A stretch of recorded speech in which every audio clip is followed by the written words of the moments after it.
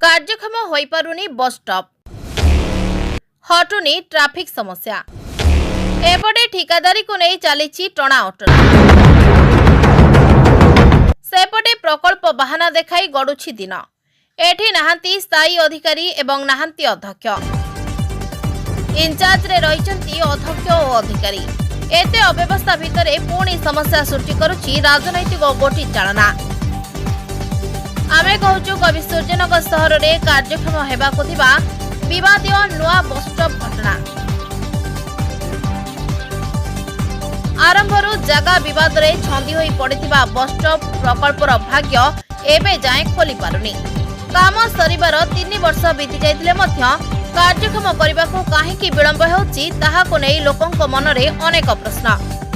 पूर्वरु आमे कहिथिलु एही विवादीय प्रकल्प संपर्क रे।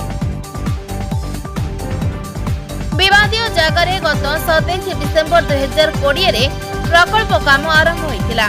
जगहटी राज्य अर्थ विभाग होइतिबारु सरकारी स्तर रे अर्थ विभाग पक्षरु कवि सूर्यनगर एनएसी को हस्तांतर होई नाही। इतिमध्ये ठिकादारी शासन व्यवस्था भितरे कर्मी संतुष्टिकरण पई तरबरिया भाबरे काम सारी 5 मार्च 2023 रे तत्कालीन विधायिका उद्घाटन करदेले।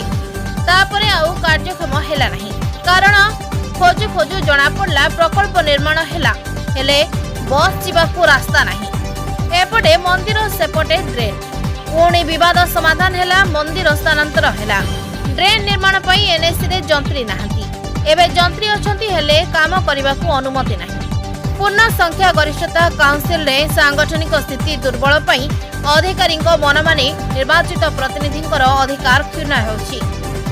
एसबु भितरे एबे राजनीति पसिछि। बीजेडी शासन अधीन एनएसी रे बीजेपी सरकार को गोटी चालना रे एबे शौचालय खोजा चलिछि। बिना शौचालय रे बस स्टॉप किभଳି कार्यक्षम हेबो बोली प्रश्न उठिबा परे शौचालय निर्माण करबाकू कार्यदर्श पई चलिछि टणाउटरा। हेले विवादीय प्रकल्प कार्यक्षम करिबारे कवि सूर्यनगर वासींकर भूल केउठी रहिला। कहा जाउछि जे कवि सूर्यनगर रे एबे स्वाभिमानी एवं बेईमानी लड़ाई भितरे अटकी जाइछि बस स्टॉप प्रकल्प।